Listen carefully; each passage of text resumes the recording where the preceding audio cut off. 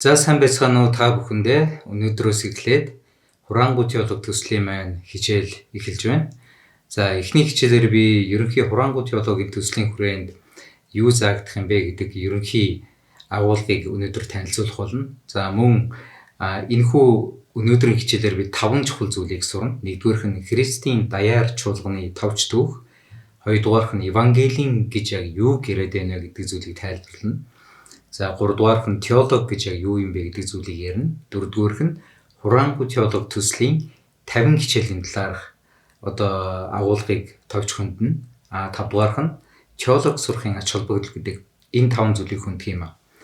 За юуны өмнө эхлээд нэгдүгээрх Христийн даяар чуулганы товч түүх гэдэг зүйлийг бүгдээр ойлгоё. За та бүхэн Монголын Евангелийн эвсэл, Евангелийн чуулган гэдэг иймэрхүү хэллэгүүдийг зөндөө сонсч байсан баг.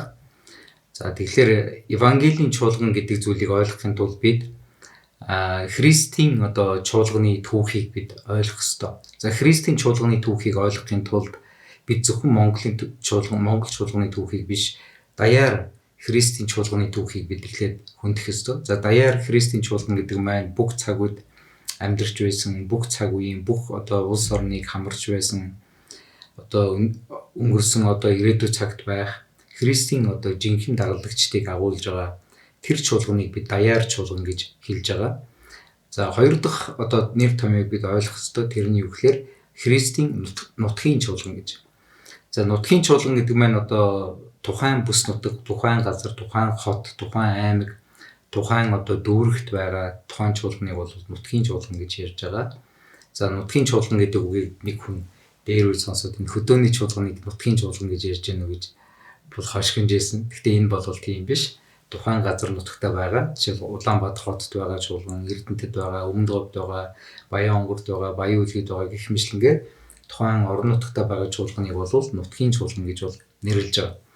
За Христийн чуулганы түүх гэхлээр бид бараг 2000 гаруй жилийн түүхийг бид ойлгох хэрэгтэй болно. Мэдээж нэгэн удаагийн хичээлээр энэ бүгдийг бол нарийн задлж заах боломжгүй. Гэхдээ би ерөнхий хураангуйлан энэ түүхийг ярих үед та бүхэн бид чинь ийм угсаа гаруултай юм байна штэ гэдэг зүйлийг ойлгох ёстой.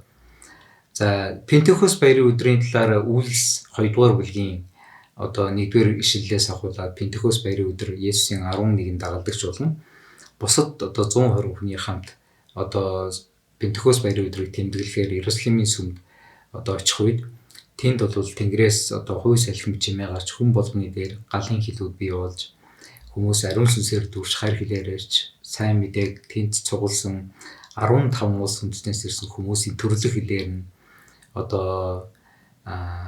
сайн мэдээг хүргэснээр ариун сүнсээр газар дүүрэн орж ирснээр өөрөөр хэлбэл Есүст итгэгчдийн дотор ариун сүнс бууж ирснээр чуулган бол мэндэлсэн гэдэг ийм түүхийг бол бид уншина.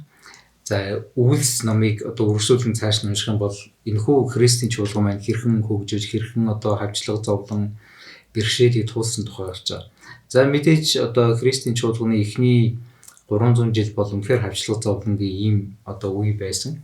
Гэхдээ Христийн чуулган бол Евдийн шашны нэгэн салбар шашин гэж ойлгож болохгүй. Харин Евдийн шашнаас тусдаа үнэхээр Есүс бол аврагч Христ гэдэгт итгэдэг.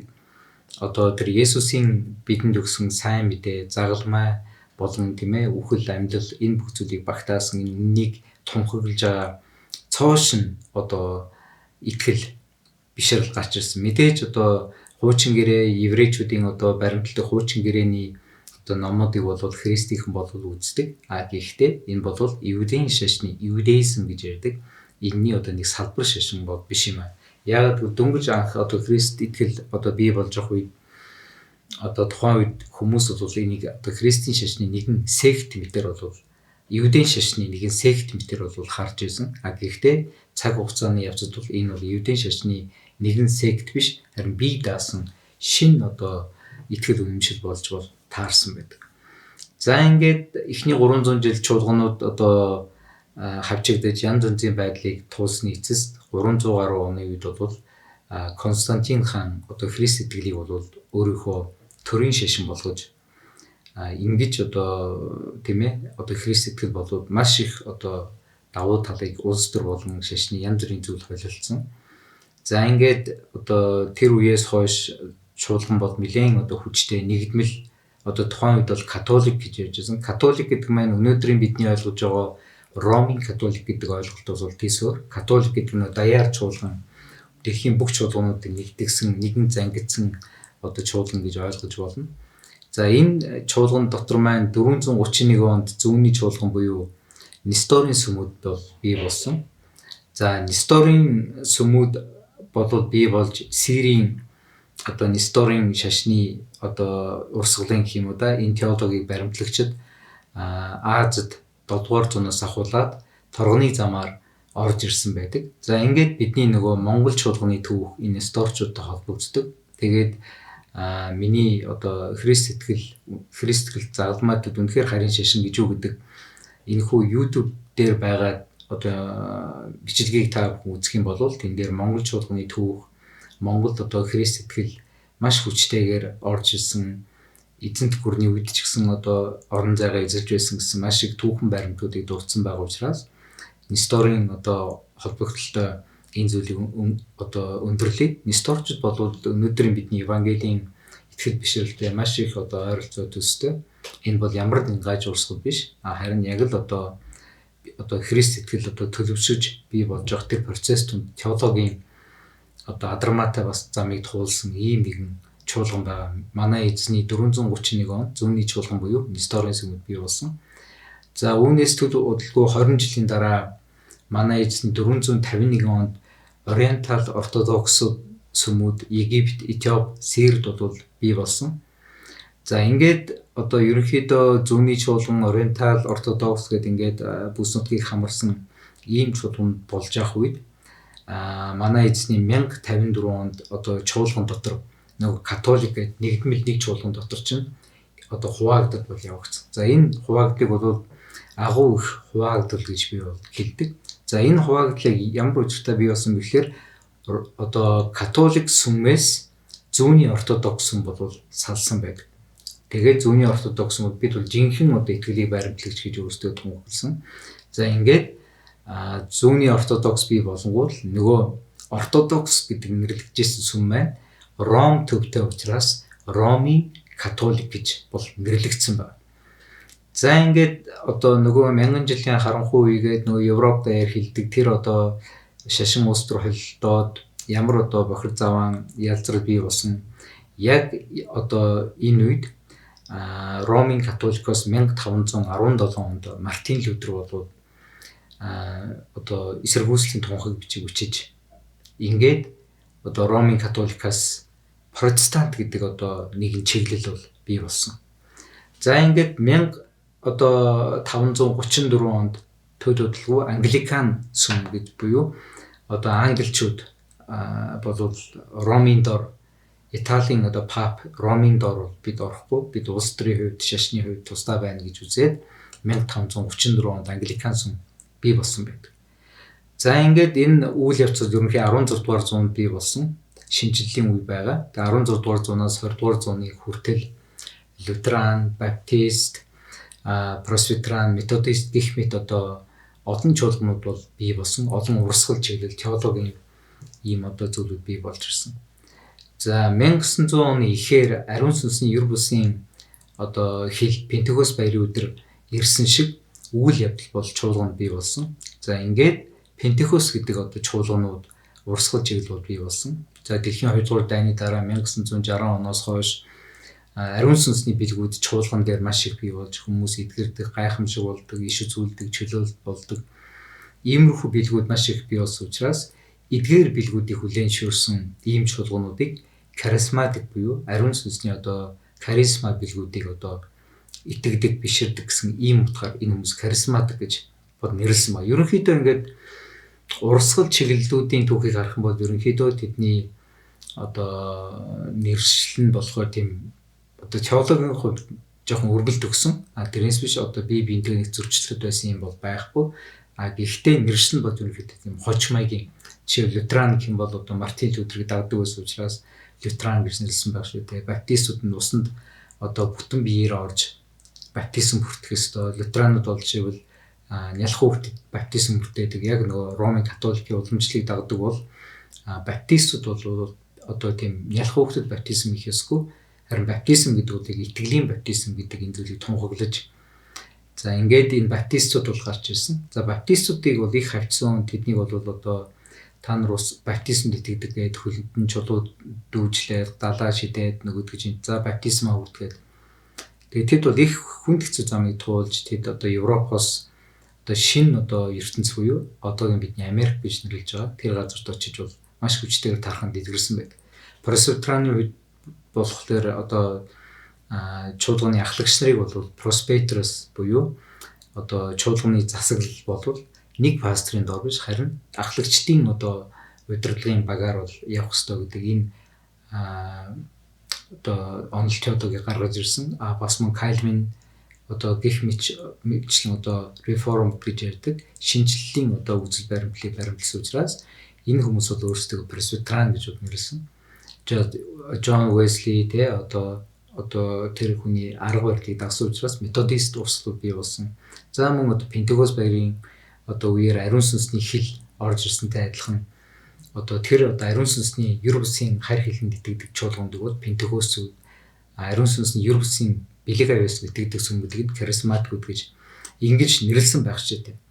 За ингээд энэ нөгөө 20 дугаар зуун хүртэл одоо Мартин Лютераас хойш 20 дугаар зуун хүртэл одоо олон янзын одоо үндсэн гэх юм уу да одоо үндсэн дээр одоо суур итгэлийг баримталдаг одоо Библиэс одоо сурсан, мэдсэн, баримтжуулсан, баталгаажуулсан ийм теологийн үндэстэй ийм чуулганууд бол маш ихэд бий болсон.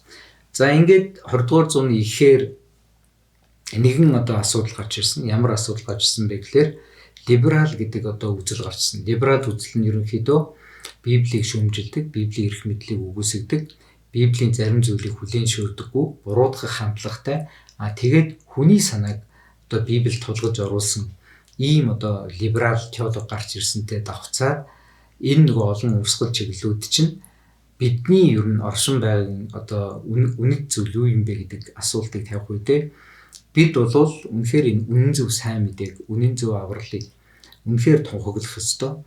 Бид бол сайн мэдээнд төвлөрсөн ийм одоо хөдөлгөөнийг өрнүүлэх ёстой гэдэг үднээс Евангелийн одоо хөдөлгөөнийг бий болгосон байдаг. За ингээд нөгөө олон урсгал чиглэлүүд чинь бүгдээрээ Евангелийн хөдөлгөөнд дор одоо нэг шүхэр дор гэсэн үг шүү дээ. Бүгдээрээ одоо нэгэн тугын дор жигсаад өөрсдөө бол Евангелийн чуулган гэж бол нэрлсэн байна. За Евангелийн чуулган гэж нэрлснээрээ өөрсдөө либерал юм уу гаж урсгал аливаа зүйлээс тусгаарлан бид бол одоо сайн мэдээнд л итгэдэг, сайн мэдээг үндэстэн болгон тунхаглах ёстой.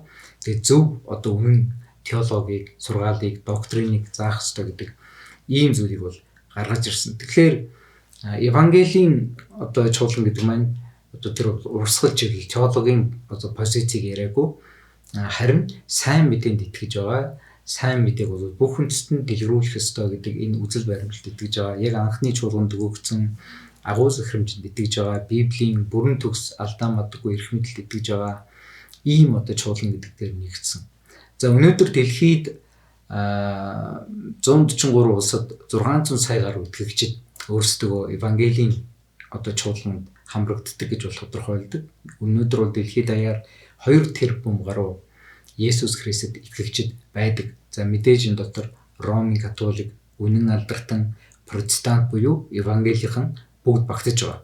За Монгол чуулганы хувьд 1993 онд дэлхийн Евангелийн эвсэлд нэгдээд одоо өнөөдрийн бидний мэдж байгаа Монголын Евангелийн эвсэл гэдэг байгууллага маань байгуулагдаж Монголд байгаа бүхий л одоо зөв одоо үнэн сургаалтай пресвитериан одоо методист, пентекост, харизматик, баптист, лютеран, бретhren гэх мэтлэнгээр үндсэн одоо тэр бүхий л одоо чуулгануудыг игнэндээ бол гишүүнчлээд оруулаад тэдгээр чуулганд бол Евангелих гэдэг тодтголоороо бид бол үнэн зөв сургаалыг нийгэмдээ зааж дэлгэрүүлэх ийм үүрэгтэй гэдгээ бол ухамсарл нэгдсэн байна.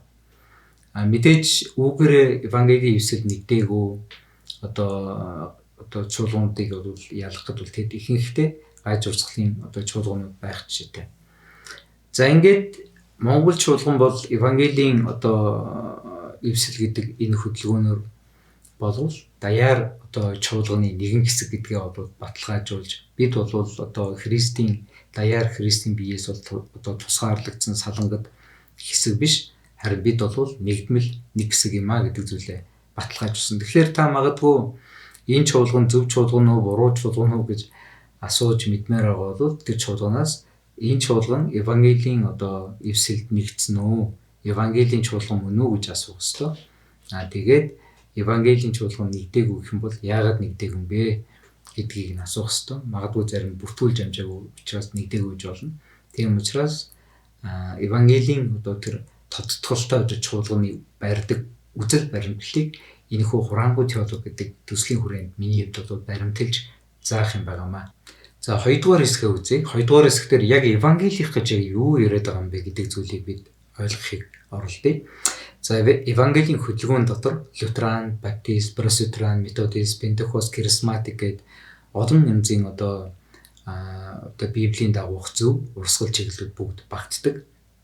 За эдгээр урсгалууд нь 4 зүйл дээр нэгдсэн байр суурьтай байдаг учраас өөрсдөө Евангелийн чуулган гэж бол тодорхойлдог. За Евангел гэдэг үг маань өөрөө грекийн одоо Евангел буюу сайн мэдээ гэсэн утгатай ийм үг байгаа. Тэгэхээр Евангелийн хөдөлгөөн нь сайн мэдээ төвтэй хөдөлгөөн гэж бол ойлгож болно. За Евангелийнхнийг тодорхойлдог 4 зүйл байдаг. За нэгдүгээрх нь одоо Евангелийн одоо чуулганууд бол зөвхөн Есүс Христэд итгэж байж л өөрчлөгдөн гэдэг ийм итгэл баримтлалыг бол баримталдаг зөвхөн Есүс Христэд. Тийм ээ, тэрнээс ямар нэгэн одоо пап лам ч юм уу эсвэл ямар нэгэн одоо алдартай хүн ч юм уу тийм ээ, тэр одоо үүсгэн байгуулагчийн хүндэснээр биш. Харин зөвхөн Есүс Христэд итгэснээр хүн бол өөрчлөгдөнө гэдэг энэ нэгдүгээр зүйл дээр итгэдэг. Хоёрдугаарх нь энэхүү сайн мэдээг бусдад тунхаглах ёстой, зөвхөн итгээ зогсохгүй үүнийг үйл хэрэгэх болох ёстой гэдэг зүйлд бол одоо Евангелийнх нь бол итгэдэг. Тийм учраас Евангелийн чуулганууд маш ихээр одоо шинэ чуулган үүсгэх, шинэ газрын сайн мэдээг дэлгэрүүлэх, илгээлтээр хүмүүсийг илгээх гих мэтчлэнгээр маш идэвхтэй одоо сайн мэдээг бол идэвхтэйгээр тарах ийм одоо мөн чанарыг бол агуулдаг. За Евангелийн чуулганыг онцолдог 3 дахь чухал зүйл бол Библи бол Бурханаас өгөгдсөн эрх мэдэл бүхий алдаа мадаггүй Бурханы үг гэдэг 100% итгэдэг. Өөрөөр хэлбэл Библийн зарим хэсэг нь Бурханы үг, зарим хэсэг нь хүний үг, зарим хэсэгт нь итгэж болно, зарим хэсэгт нь итгэж болохгүй гэдэг ийм зүйлийг бол заадаггүй. Харин Библиэд бол 100% Бурханы учраас бид энэ Бурханы төгс эрх мэдэлтэй алдаа мадаггүй энэ үгийг бид одоо судалж, итгэж, дагаж, зааж, дэлгэрүүлж амьдрах ёстой гэдэг төвд итгэдэг. За Евангелийн чуулганыг тодорхойлдог 4 дахь чухал зүйл бол загалмай төвтэй амьдрал. Өөрөөр хэлбэл Есүс Христийн загалмаагаар бидэнд ирсэн цагаатгал тэр одоо тэнгэрлэг солилцоо гэж ярьдаг идэгрэл, чөлөөлөл, даврал, уучлал, тийм ээ, мөнх ам, ерөөл, үнэхээр одоо элбэг хангалуун байдал гих мэтчлэн тэр загалмаа дээрээс бидний амьдралд одоо ирсэн тэр загалмаа төвтэй амьдралд бол итгэдэг. Тийм учраас Христ итгэл бол энэ 4 зүйлээр тодорхойлогдох үед тэд өөрсдөө Евангелийнх гэж тодорхойлдог. Нэгдүгээрх нь зөвхөн Есүс Христэд итгэж байж тэр хүмүүс өөрсдөд нь. Хоёрдугаарх нь Есүсийн сайн мэдээг бүх хүндэстэн одоо тараахад идэвхтэйгээр оролцох ёстой. Гуравдугаарх нь Библи бол алдаа мадаггүй Бурханы үнэн зөв үг гэдэгт итгэдэг. Дөрөвдүгээрх нь загалмай төвтэй амьдрал. За Евангелийн хөдөлгөөн сайн мэдээг үр дүнтэй хүргэхэд теологийн хувьд ч сүнсний хувьд ч илгээлтийн шинжилэл хийхэд бол маш их анхаардаг.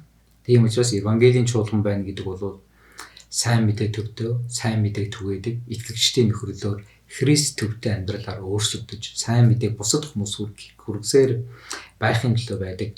Энэ одоо үзэл баримтлалыг баримтладаг чуулганыг бол Евангелийн чуулган гэдэг. Тэгэхээр Евангелийн чуулган бол Евангелийн Пресвитеран, Евангелийн Пентекост, Евангелийн Харизматик, Евангелийн Лютеран, Евангелийн Баптист гэдэг ингээд өөр урсгал чиглэлээр цаашаа задарч болно. Гэхдээ тэдний дээр нэгэн одоо шүүхэр болвол нэгэн дээвэр болвол Евангелийн гэдэг одоо тодтгол байгаамаа гэдэг зүйлийг ойлгох ёстой.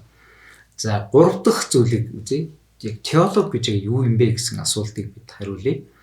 За үүнийг теологи гэдэг үгийг одоо Библийн эрдэмтдийн хувьд бол доктрин гэж бас хэлдэг. Доктрин гэдэг нь одоо ямар утгатай үг юм бэ гэхээр үзэл баримтлал суурь номлол гэсэн утгатай ийм үг байна. За итгэгчдийн хувьд бол Христ итгэл одоо доктрин бол Библиэлд суурилсан.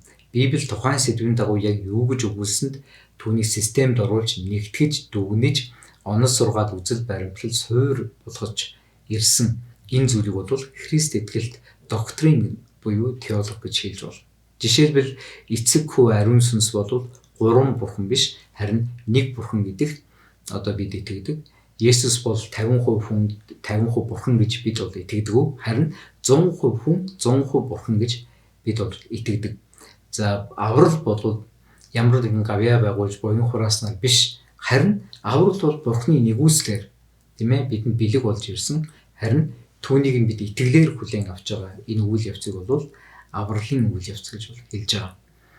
За аврал нь бол мэдээж зөвхөн Есүс Христэд итгэснээр аврагдана. Тэрнээс өөр хэн нэгэнд итгэх эсвэл өөрийнхөө хүч чадалд эсвэл өөрийнхөө сайн сайхан үүс бүтээсэн гавьяа шагнал байгуулсан буян хурааснаар тэр хүн авралын төв баталгааж гэсэн ойлголт байхгүй. Харин авралыг өгөхөд Есүс Христ ганцаараа хангалттай юм а гэдэг зүйлийг одоо заадаг. Энэ одоо Библийн тэр ойлголтуудыг цэгцэлж өгсөн гэдэг онол сургаал үзэл баримтлалыг, суурь номлолыг доктрин гэж бол ярьдаг. За эрүүл чуулганыг яг юугаар нь эрүүл чуулган одоо зөв чуулганыг яг юугаар нь зөв чуулган, гаж буруу сургаалыг юугаар нь гаж буруу гэж ялгаад байгаа юм бэ гэхээр ерөөсөө доктриныг нь харахад одоо энэ гаж байна, энэ зөв байна гэдэг зүйлийн ялгааг сурдаг. Магадгүй та хураангуй теолог гэдэг төслөөр яг энэ зөв эрүүл одоо доктриныг сурснаар одоо гаж буруу урсгалаас өөрийгөө болон бусдыг хамгаалах, өөрийнхөө итгэлийг яагаад зөв юм бэ гэдгээ баталж чадах, бусдад бас үүнийгээ тайлбарлаж чадах ийм бас боломжтой болно. За доктриныг чуулган 4 янзаар хэрэглэх ёстой байдаг. Нэгдүгээрх нь доктринд итгэх. Өөрөөр хэлбэл үнэн сургаалыг итгэх ёстой. Тэр үнэн сургаалд итгэхгүйгээр цаашаа явахгүй гэсэн. Хоёрдугаарх нь доктриныг хэрэгжүүлэх. Тийм ээ тэр үнэн зөв сургаалыг хэрэгжүүлснээр бид зөв амьдран, бурханлаг амьдран, үр жимстэй амьдран. Үнэхээр тэр зөв сургаалыг дагснаар бидний амьдралын зам мөр, хэл яриа, бодол санаа үзэл зөв болно гэсэн. Гуравдугаарх нь доктриныг тунхаглах. Юунд итгэдгээ нийтэд тунхаглах. Жишээлбэл төлөөлөл элч нарын одоо тунхаггүйд байна, пресвитериануудын тийм ээ их баг катехизм гэж бас байна. Гэх мэтлэнгээр бид өөрийнхөө итгэл бишрэлд юунд итгэдгээ бид ингэж тунхаглаж явах хэрэгтэй байдаг.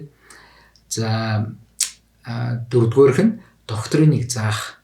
Үнэн зөв сургаалыг үеэс үе дамжуулан одоо байхын тулд бид заах ёстой. Агуу захирамжид дээр нэг байдаг гол зүйл бол одоо миний та нарт заасан зүйлийг бусдад одоо зааж тэднийг одоо тэр зүйлийг хэрэгжүүлэхэд нь анхаараарай гэдэг энэ зүйлийг бол багтаасан байдаг. Тийм учраас доктриныг заана гэдэг бол үеэс үед энэ үнэн зөв сургаалыг одоо дамжуулж үеэс үед үнэн зөв сургаалтай чуулгануудыг, итгэгчдийг, удирдагчдыг бий болгох ийм зорилготой байдаг. Тэгэхээр доктринд итгэх, доктриныг хэрэгжүүлэх, доктриныг тунхаглах, доктриныг заах гэсэн ийм 4 зүйлийг чуулган хэрэгжүүлэх ёстой. Тийм учраас энэ доктрин гэдэг зүйл бол зүгээр нэг тийм онол толгой мэдлэг байдлаар өнгөрөх ёсгүй. Харин бидний сэтгэл, хүсэл, тэмүүлэл, бидний одоо альва зүйлийг хийхийн шалтгаан, хандлага, бие болон сэтгэлээ авч явах, тийм ээ үг яриа, үйлс, заавар зөвлөгөө, альва шийдвэр сонголтын суурь, одоо тэр логик энэ бүх зүйл байна. Одоо бидний итгэл бишрэл дээр, доктрин дээр суурилсан ийм байх ёстой. За ингээд энэ доктрин гэдэг зүйлийг маань бид үндсэндээ бол теолог гэж бол яриад байгаа. Тэгээ хүмүүс бол теологийг бол бурхан судлал гэж ерөнхийд нь ярьж байгаа боловч теолог зөвхөн бурханыг судлаад байдаг юм биш. Харин Библиэлд байгаа тодорхой нэгэн одоо сэдвийг тийм ээ одоо системд оруулж нэгтгэн дүгнэж одоо цэгцэнд оруулсан энэ одоо онлын одоо суурь сургаалыг бол доктрин буюу теолог гэж ярьж байгаа. Тэгэхээр доктрин, теолог энэ хоёулаа одоо байн зэрэг хэрэглэгдэнэ гэсэн. За дөрөвдүгээрх нь бид хураангуй теолог төслийн 50 хичээлээр юу сурах юм бэ гэдэг зүйлийн талаар ярина. За би саяхан болвол Христийн даяар чуулганы товч түүхийн талаар ярьсан. Хоёрдугаарх нь Евангелийн чуулган гэж яг юу яриад байгаа юм бэ гэдэг талаар ярьсан. Гуравдугаарх нь теолог буюу доктрин гэж яг юу юм бэ гэдэг талаар ярьсан. За дөрөвдүгээрх нь Хураангуй теологи төслөөр 50 хичээл үзнэ гэсэн. Тэгээ энэ 50 хичээлийг одоо бүгдийг нь би нэрлээд явах нь бол нэлээд урт цаг авах учраас эдгээрийг багцлсан 8 доктриныг бид сурах юмаа гэдэг зүйлийг дурдъя. За 8 доктрин. Нэгдүгээрх нь бид Бурхны үгийн талаарх доктрин. Бурхны үг гэж юу юм бэ? Бурхны үг гэдэгт нь яаж идэх юм бэ? Бурхны үг мөн ч юм уу биш ч юм уу? Эний баталгаа нь юу юм бэ гэдэг тухай бид ярина. Яагаад гэвэл Бурхны үгэнд итгэж л бусад дараагийн теологид бид одоо итгэж чадна. За хоёрдугаарх нь бид Бурхны талаарх доктрин. Бурхан эцэг ер нь Бурхан гэж хий юм бэ гэдэг талаар бид энэ одоо хичээл дээр ярина. Гуравдугаарх нь Бурхны бүтээлийн талаарх доктрин. Бурхны бүтээсэн сүнслэг биетүүд болон бидний одоо эргэн тойрон байгаа байгаль ертөнц эколог тийм ээ. Энэ бүх зүйлийн талаар бид хамтдаа суралцсан. Дөрөвдүгээрх нь Бурхны хүү Есүсийн талаарх доктрин. Есүс гэж яг хий юм бэ? Есүс бидний төлөө юу хийсэн бэ? Есүс яг Бурхан гэдэгт яг яагаад идэх ёстой юм бэ гэдэг маш чухал зүйлийг бол хөндөж ярина. За 5 дугаарх нь бид Бурхан ариун сүнсний талаарх доктрин. Ариун сүнс бол зүгээр нэг энерги биш. Тийм ээ, амьгүй биет биш. Энэ харин Бурхан бөгөөд харин Бурханы гурвын нэгэн одоо хүн гэж одоо person гэж англиар хэлдэг. Хувьт нэгэн. Тэгээд энэ ариун сүнсийг юу хийдгийг одоо ариун сүнсийг хэн гэж ойлгохыг, ариун сүнсний ажил бидний амьдралд ямар нөлөөтэй гэдэг энэ чухал зүйлийг сурна. 6 дугаарх нь авралын талаарх доктрин. Тийм ээ, үнэхээр аврагдсан гэдгийг яаж мэдэх юм? Яаж аврал бий болсон юм? Яагаад бид аврагдах ёстой? Юунаас аврагдж байгаа? Авралын үнц нь юу юм гэх мэтлэнгээр маш чухал зүйлийг үзнэ. За 7 дугаарх нь бид чуулганы талаарх доктриныг үзнэ. Ер нь Христийн чуулган гэж юу гэлээ? Христийн чуулганыг яагаад бид одоо бий болох ёстой? Христийн чуулган дотор яагаад бид байх ёстой? Чуулганаар дамжуулан сайн мэдээ яагаад тараагдах ёстой? Чуулганы онцлог, үүрэг, ач холбогдол, эрүүл чуулган гэх мэтлээр маш олон чухал зүйлийг бид үзнэ. За 8 дугаарх нь бид ирээдүйн талаарх доктрин, тийм ээ, Есүс Христ иргэн ирэх үед энэ дэлхийн ертөнцийн байдал ямар болох юм? Одоо Христийн одоо шүүх сэнти, агуу цагаан сэнти гэдэг хоёр том шүүх болно. Тэгэхээр энэ шүүхийн талаар, там диважмын талаар, одоо Христийн газар дээрх 1000 жилийн хаанчлал, Христийн шүүрэлт гэх мэтлэнгээр маш олон тийм ирээдүйтэй холбоотой энэ доктриныг үзнэ. Тэгэхээр бид үндсэндээ 8 зүйлийг үзэх нь байна. Бурхны үгийн талаарх доктрин, Бурхны талаарх доктрин, Бурхны бүтээлийн талаарх доктрин, Бурхны хүү Есүсийн талаарх доктрин, Бурхан ариун сүнсний талаарх доктрин, авралын талаарх доктрин, ирээдүйн талаарх доктрин, чуулганы талаарх доктрин ба тэгээд мөн ирээдүйн талаарх доктрин гэдэг энэ 8 зүйлийг үзнэ. За мэдээж хамгийн сүүлд нь хэлэхэд ер нь 5 дугаарх нь теологи сурахын ач холбогдол юу юм бэ? Тийм ээ, энэ теологи чинь зүгээр л одоо пастор сураад тэгээд хэрэгтэй үед пастор ийм яах вэ, тэх үү яах вэ гэд асуучод болох юм биш үү гэж олон хүмүүс боддог. Үнэндээ теологийг итгэвч хүн болгон сурах ёстой. Тэгээд энэ хураангуй теологийн онцлог бол заавал тийм мэрэгжлийн пастор, мэрэгжлийн одоо библийн багш нарт тийм одоо нарийн төвшөнд, академик төвшөнд бол заахаасаа илүү энгийн хүмүүст өдөр тутмын амьдралдаа одоо итгэл бишрэлдээ шингээж альва нэгэн үйл хөдлөл, бодол, сонголт, альва нэгэн зүйлийг одоо тайлбарлахдаа библийн үдээр, теологийн үдээр тухайн зүйлийг харж тайлбарлах, тэр утгаараа Бурхны хүсэлтэд өөрийнхөө амьдралыг нийцүүлэхэд нь энэ хураангуй теологийн одоо сургалтын ач холбогдол бол оршиж байгаа. За доктрины 4 чухал талбарыг өмнө хэлсэн. Доктриныг итгэх ёстой, доктриныг хэрэгжүүлэх ёстой, доктриныг тунхаглах ёстой, доктриныг заах ёстой гэж. Тэгвэл эндээс 4 чухал ач холбогдол гарч иж байгаа. Нэгдүгээрх нь үнэн доктринд итгэх нь бидний буруу сургаал, буруу сонголт, буруу одоо тайлбар, буруу ойлголтоос бол сэргийлнэ. Тийм учраас та өөрийнхөө теологийн тэр байр суурийг эртхэн олж авах тусам та альва нэгэн одоо теологийн янз бүрийн сургаалын салхинд бол амархан туугдаад, амархан хууртаад одоо мэхлэгдэхгүй гэсэн.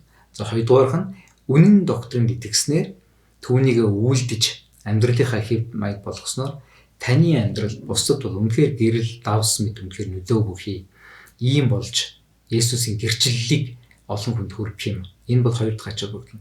За гурав дахь ач холбогдол нь үнэн доктриныг тунхаглах нь бусдад аврал, уучлал, урам зориг, үнэн, сайн сайхныг авчирдаг. Тийм ч та зөвхөн өөрөө сайхан бодож зогсохгүй бусдад энэ үнэн зүйлийг ярьснаар, тунхагласнаар, тайлбарлаж өгснөөр бусдын амьдралыг бас Христ рүү авчрах ийм давуу талтай болно. Өөрөөр хэлбэл та бусдад Христийг ярихдаа та бол зүгээр нэг тийм бусдаас сонсон зүйлээ биш, харин өөрийгөө итгэж амьдралдаа хэрэгжүүлсэн зүйлээ та бусдад тунхаглана гэсэн. Дөрөв дэх зүйл нь үнэн доктриныг заах нь Христ итгэл үеэс үед уламжлагдаж Бурхны хаанчлалын нөлөө одоо бүх газар орн бий болох давуу талтай. За Монгол чуулганы 7 дугаар зуунаас ахуулаад одоо Христ итгэл одоо багаар орж ирсээр байгаа.